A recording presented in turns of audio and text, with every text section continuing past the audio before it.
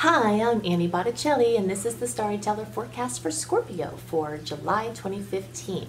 Go to my website, aspiritualspark.com, or click on the link below this video to see more about my personal life coaching, also to see more about my 28-day virtual coaching program called Shine, which is available on a sliding scale and is intended to help you make the most of the starry opportunities and to live through the challenges of the stars as gracefully as possible. And while you're there, sign up for my free email newsletter. So we've got a wild and woolly ride here in July. We start out with some really sweet aspects, and we do have some other sweet aspects interspersed in between some major drama, but lots of opportunities. Very excited about some very specific things for Scorpio. So let's just start from the beginning of the month with July 1st. Again, at the beginning of the month, we have a full moon. We started June with a full moon on June 2nd. That full moon had a challenging aspect to Neptune.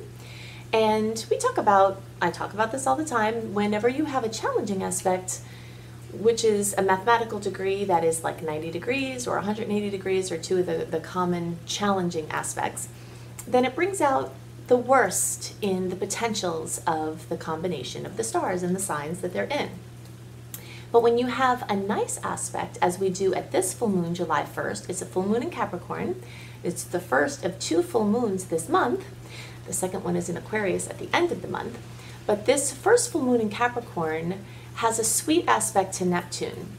Throughout the second half of July, we started to have June, we started to have some really nice aspects. And this sweetness is carrying us into the first several days, up until around July 5th. And one of these awesome aspects is that Neptune is in a very nice angle to the sun and the moon at this full moon. So Neptune, when it's in a good mood, which is when it's in a favorable angle, can bring amazing inspiration and amazing creativity. Some of you earlier Scorpio placements have Neptune in your 5th house. The rest of you have Neptune in your 4th house. So, but either way, because Neptune rules creativity, your creativity is going to have a chance to be supercharged. And that's one of many awesome aspects this month, that it's just amazing for creative inspiration. I'm calling this a month to be in your studio. Whatever your studio is, whether you're actually an artist or whether you have an office set up, or whatever your medium, whatever your way of expressing your unique gifts into the world, be in that place or set up something quickly so that you have it set up for this month, because you're going to have so many chances for inspiration to come through in a magical way. And then through the more challenging aspects, the studio is going to be a great place to be productive and stay positive through the challenges. So make your plans to be in your studio this month. Okay, so what else do we have going on? So this full moon is going to be it's technically in the solar 3rd house for Scorpio, but many of you are going to experience this full moon actually in the 2nd house. So full moon in the 3rd house brings fullness, completion, fruition, sometimes drama, but here we have this nice angle, so maybe there will be less drama, maybe it will be positive overflowing emotions. In the sector of your communication, of your siblings and some of your other relatives, not parents or kids, they're not grouped in the 3rd house. Your devices, your communication, your transportation, your mobility. So something comes to fullness, fruition, completion in something involving cars, communication, travel, short distance travel. The rest of you will experience this fullness coming in the 2nd house of your finances and material possessions. Something might come to completion or fruition in this sector. Again, it doesn't have to be a bad thing. Sometimes we have an association with full moons as it's going to be negative drama, because often we experience them that way, because when emotions run high, automatically we feel like that's not a good thing because we're trying to do all these things to avoid our emotions.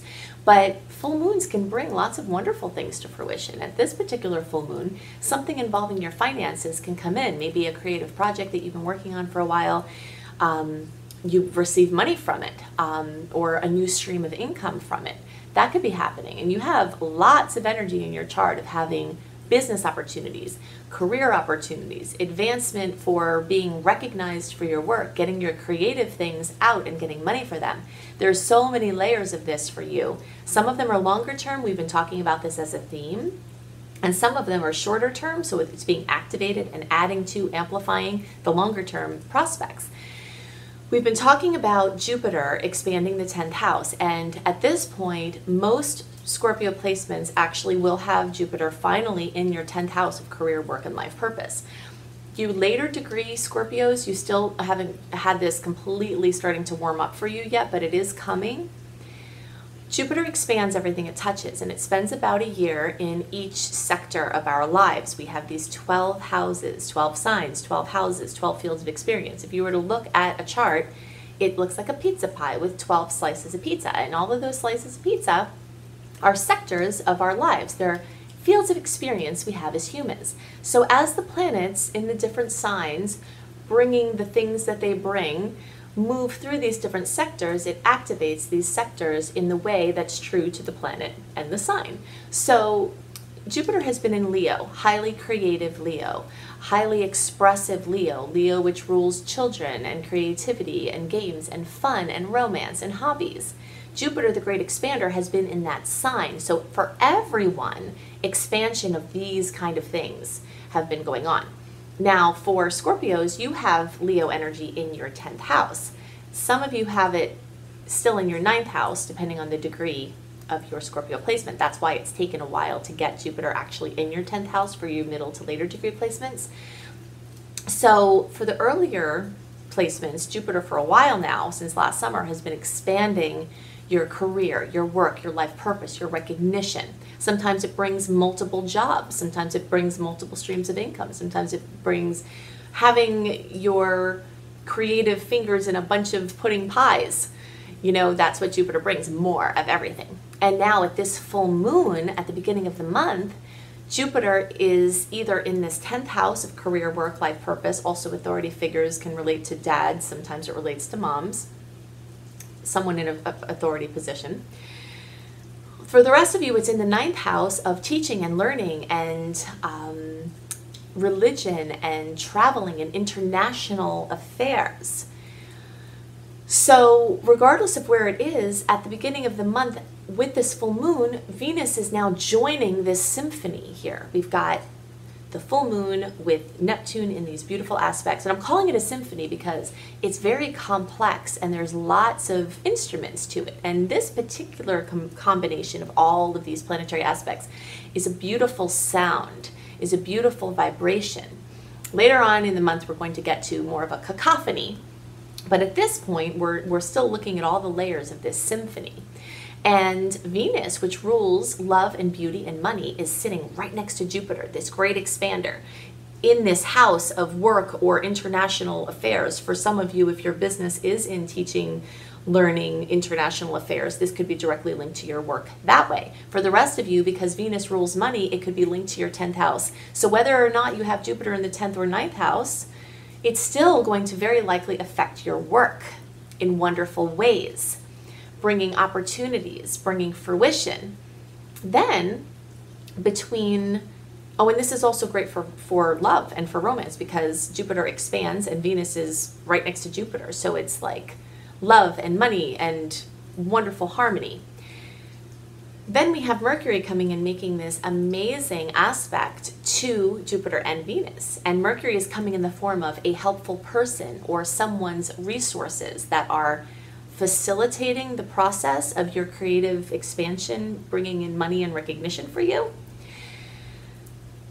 We still have this Uranus trine to Jupiter as well. So add Uranus into the mix now because as of June 22nd, June 23rd, Uranus, this planet of life force that comes from the ethers, this surprise electric energy, has been making this beautiful angle with Jupiter. And since those are both outer planets, meaning they take longer to get around their orbit, when they make a favorable angle, they're staying in that angle longer. It's not just for several days or a week or a couple of weeks. It's a longer period of time. So as we're adding all these elements with the full moon and Jupiter and Venus and now Mercury coming to make these beautiful aspects, Mercury is also making this beautiful aspect with Uranus, and Uranus is still making this aspect to Jupiter. So it's just this magical symphony in the sky that really, really wants you to make more money and really, really wants you to have more going on in your day-to-day and be inspired and be having creative output and it going to something and money coming in for it and recognition coming in for it. That's the sequence of events that looks like it's lined up for Scorpios. Of course, I always have to mention that if these things as potentials are not happening for you, then a couple of things could be happening. One, you could have your birthday wrong or your birth time wrong and you have a different ascendant than Scorpio. That's one thing. Second thing is the degree of your placement that you're watching for. Let's say you have a really late degree Scorpio placement. Well, some of the things we're talking about aren't happening for you just yet. They take a little bit longer. That's another possibility. A third possibility, and I see this happen all the time, is that you are blocking it from the inside. So if you're not seeing wonderful potentials that people are talking about in horoscopes manifesting for you, it's because you're blocking it from the inside, and you have to do inner work to get those inner programs to match what the cosmos want to give you. You can't just chalk it up that astrology doesn't work or someone said something was going to happen and it just wasn't true. That is not being accountable for your own life. You have to take an active role in your destiny. So there's all of these possibilities. As we get into July 6th, we start this sequence of challenging aspects that can manifest in any number of ways. In here kind of starts the cacophony. I remember when I would turn the radio on when, I was like a teenager, and it was in the 80s, and my mom would say, shut off that cacophony. And I didn't know what that word was at first. I'm like, what are you saying? Anyway, it's a whole bunch of sounds that don't go well together. And this is what we're starting around July 6th. So we have the Sun opposing Pluto, and the Sun represents our life force energy, and Pluto represents birth and death and transformation and rebirth. And they're making a challenging aspect in the form of an opposition. Some of you are going to experience this in your house of travel and communication and your 9th house, your 3rd and 9th house. Some of you will experience this in your 2nd and 8th house. But in any case, the general energy is that of just kind of sucking life force energy out of you, something that's opposing your creativity, something that's opposing something that you're trying to do, something that in the way you're trying to express. This is totally different energy than we just are walking out of. So there's some kind of antagonistic force that's coming here. Especially you early degree placements and some of you middle degree placements, since this is happening in the area of your mobility and your car, you have to be extra careful driving. Because Pluto can be kind of combustive, and when you have it in an antagonistic aspect, you just want to be more careful when you're driving or moving around, and also with the words you're saying, your communication. So then on the 8th and 13th, we have another sweet patch here where Mars and then Mercury is making this beautiful aspect to Neptune, which again, Neptune is either in your 5th house of creativity or is in your 4th house of home. So some sweet vibes, adding creativity to your home, adding creativity to creative projects. Neptune rules the sea or water, so whenever there's favorable aspects involving Neptune, there's always an increased chance of wonderful things happening in water-related things. Even something as simple as having a dishwasher put in. I know it sounds crazy, but I'm always looking for the ways that these things are manifesting. And if you've been wanting a dishwasher and Neptune rules water and there's a favorable aspect, you might see it manifest in something simple as, wow, something water related just made your life a whole lot better. Or you have a new water softener or a reverse osmosis treatment. There's something positive involving water. Or it could be a wonderful visit to the lake or to the ocean, something like that. But it's very favorable and it inspires creativity and it makes you feel alive. Then, so that's on the 8th and 13th, but on the 12th, in between all that, we have the Sun making this square to Uranus. And Uranus is in the 6th house for most of you, except your late degree placements, but it's still going to be close enough to affect what I'm about to talk about. So all of you could have this potential manifestation of something involving your health, something involving your physical body, a physical challenge coming up, because the Sun rules your vitality and Uranus rules these things that kind of come out of the blue. We've talked about this at length over the last previous months because we've had obnoxious and awesome angles with Uranus, and When there's a nice angle, it brings happy surprises. And when there's a challenging angle, it brings things that kind of jostle you. They're nerve jangling things. And that's what we're working with here. So we have the sun around July 12th, and then around July 18th, we have then Mercury making this, coming behind the sun and making the same aspect with Uranus. So it's like news that isn't favorable about your health, news that, or pets. This is also involving pets. This is something that comes up that's kind of a surprise that seems to come out of the blue that you have to deal with. Whenever I give you dates, always remember that the energies extend anywhere from a small amount to a big amount in either direction of that date. We don't just have an aspect that is really just on that day. It's going to bleed into before or after. So it's the days around, it's the time around, and you might see manifestations at any different time in that orb of energy. For the planets for the transits that are involving outer planets, so Jupiter, Saturn, Neptune, Uranus, Pluto, anything involving just outer planets, the orb of energy can be months or even longer than that for connections that they make, because they're so slow moving that they're holding this angular connection for a longer period of time. When we have aspects where there's one outer planet and there's a faster moving planet, maybe it would be a couple of days or a couple of weeks that we experience that connection between the stars, but it's very rarely just for one day. So I just wanted to let you know that, because as I give you the dates, you have to really be adding the energy in either direction for them. So then on July 13th, to add to our cacophony, we have Venus squaring Saturn. So Venus is going to be, for most of you, it's going to be in the 10th house.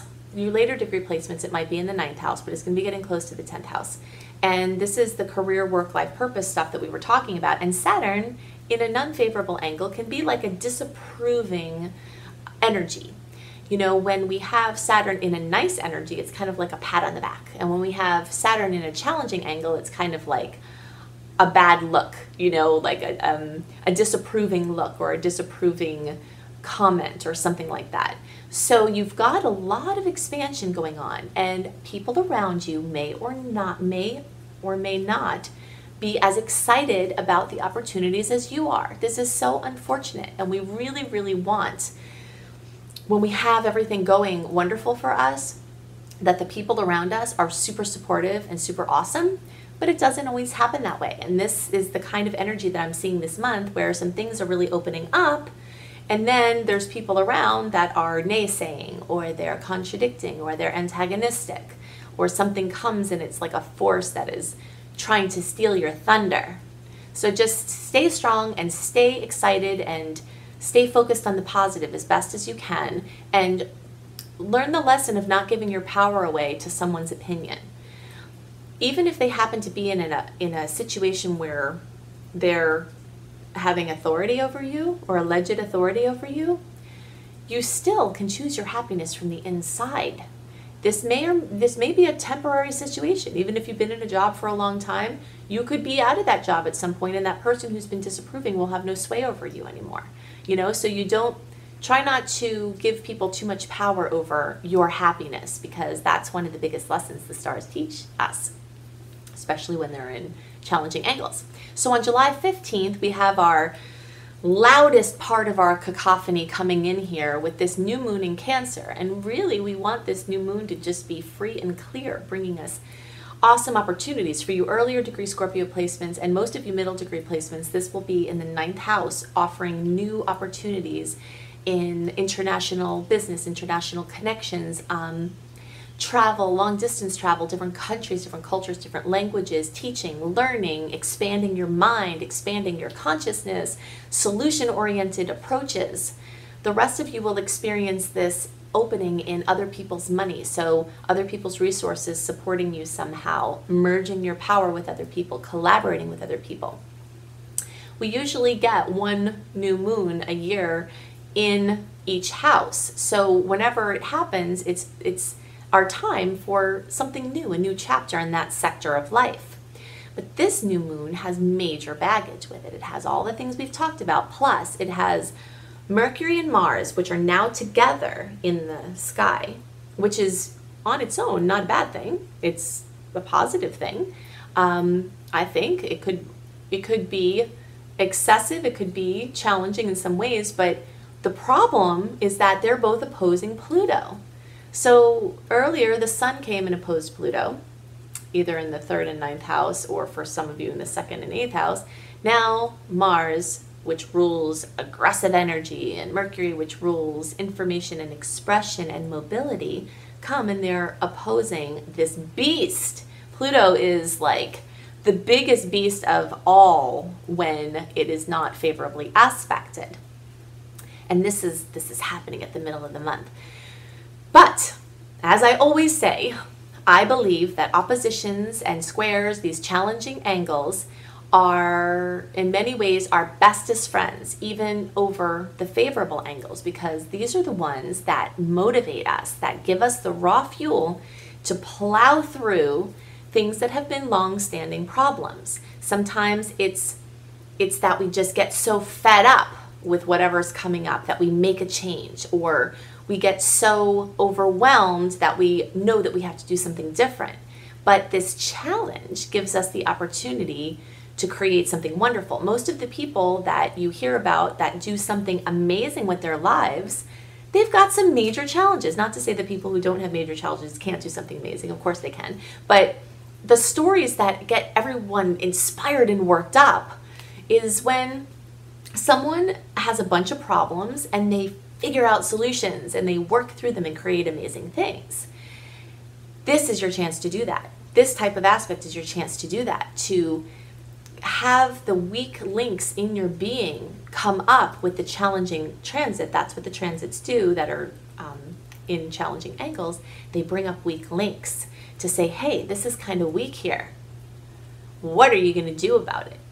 Are you going to cry in the corner? Maybe. That's okay too. It's good to have emotions. But after that, are you going to just continue letting that be a weak link, or are you going to strengthen it? And every time you choose to strengthen that weak link, whether it's communication, or whether it's self-esteem, or whether it's strengthening your body or your diet, and then your body through your diet, or your mind, when you're strengthening something, it's not a weak link anymore. And then when the transits come around again, you have a chance of getting something more favorable, more gracefully from the aspect. So this is going on here. So be very careful driving, be very careful communicating. Things that are verbal can become physical quickly. Keep yourself out of dangerous situations. Don't antagonize anybody. Zip it is the best way to do it. Get a punching bag is another way to do it. Have the punching bag in a different room than your studio. Between the studio and the punching bag, you'll be able to work everything out. Then on July 21st to the 23rd, we have this little sweet spot of the Sun and Mercury together, making a beautiful aspect to Saturn. This is the kind of aspect to Saturn where you get your pat on the back, where you get your, recognition that you've been looking for. And in some cases, you, could be getting a redefinition of self. For those of you who are later degree Scorpios, you still have Saturn just hovering either on your Sun or on your ascendant or on your moon if you're watching for your moon sign. And this sweet aspect of the Sun and Mercury trining this could lift a little bit of this heaviness that you've been encountering with Saturn sitting there. So July 25th, Venus goes into retrograde, and we've been talking about this for months. This is a time to reevaluate the value of relationships and things in your life. It's not a time to make decisions if you can. Not a time to make a decision to break up or to spend a lot of money on something unless it happens to be a righteous bargain. Because you're not seeing love, beauty, money clearly. Not the best time for cosmetic surgery. It's actually one of the worst times. So if you have it scheduled, change it for when Venus is not in retrograde. July 25th through September 8th is the most challenging times with Venus being in its actual retrograde.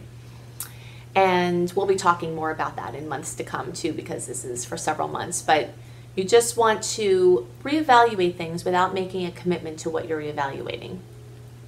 Then, on July 31st, we have the final full moon in Aquarius. More potential drama. Venus will be in Leo, and Venus in Leo loves drama. So just save a little space around that full moon for you to process things. I can't see what's going on in your chart. Personally, your personal chart, I would love to. If you'd like a live personal reading with me, go to my website, aspiritualspark.com.